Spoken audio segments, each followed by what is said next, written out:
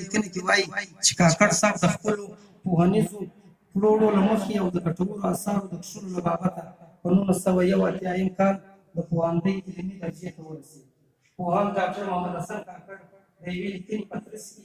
وایي کله چې شوروي اتحاد پر افغانستان تېری وکړ نو د پوهنتون د استادانو او محصلانو د عمومي اتحادیې غړي شو او له نورو سره یو ځای په پټه د شوروي او پرچمي رژیم پر ضد فعالیت پیل کړ. د ویش سلیمیانو له غړیتوب نه وروسته دا لومړی ځل و چې د عملي سیاست ډګر ته ودانګل. هغه وخت چې مې د شوروي پوځ تېری او د هغو ټینکونه ولیدل خپل 11 کلن زوی کاوون ته مې وښودل او ورته په ټینګه مې وویل چې افغانان به هرومرو شورویان له خپله هېواده شوي. ما په پوهنتون کې استادان او شاګردان شوروي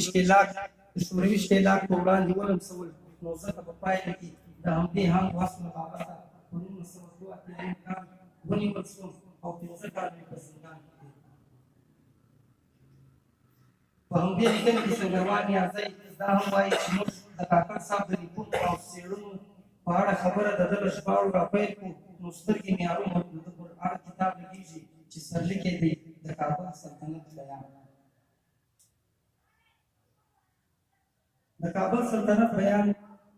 چې الفنسټن لیکلی و، الفنسټن څوک و راسئ چې دا هم معلومه کړو. په سکاټلینډ کې زېږېدلی د ایسټ انډیا کمپنۍ کارکوونکی افسر چې وروسته د بمبۍ ګورنر شو، تاریخ یې هم لیکي او د هند او افغانستان په هکله یو شمېر کتابونه او وړې لیکنې کړي. ان اکاونټ اف کابل کینګډم پوهاند ډاکټر حسن کاکړ او یو بل افغان لیکوال نصرالله صوبمن پښتو ته رااړولی دی. د پوهاند حسن کاکړ انګریزي کتاب A Political and Diplomatic History of Afghanistan له 1863 څخه راواخلي بیا تر کال 1901 پورې تاریخي پېښو ته ځانګړی شوی دی. سنګروال نیازی په خپله لیکنه تاریخ پوهه پوهاند ډاکټر حسن کاکړ کې د دې کتاب په اړه وایي چې دغه کتاب 2 برخې 12 څپرکي لري چې د لومړي څپرکي پیل د امیر شیر علي خان واکمنۍ ته ځانګړی شوی دی چې بیا دغه برخه د فارس او عثمانیه ترکیې سره اړیکې د 12 څپرکي په پاڼو کې ورته اشاره هم شوې ده پای ته رسېږي. ورپسې د یوې لنډې سریزې وروسته په دغه کتاب کې د کاکړ صاحب یو شمېر لیکونو او ژباړونو ته هم ګوته نیول شوې ده چې بیا د یو سرلیک د لنډیز وروسته مو سترګې د امیر دوست محمد خان او امیر شیر علي خان پر عکسونو لګېږي. خو کله چې پاڼه اړوو کیڼ ناسته د افغانستان نقشه جوړه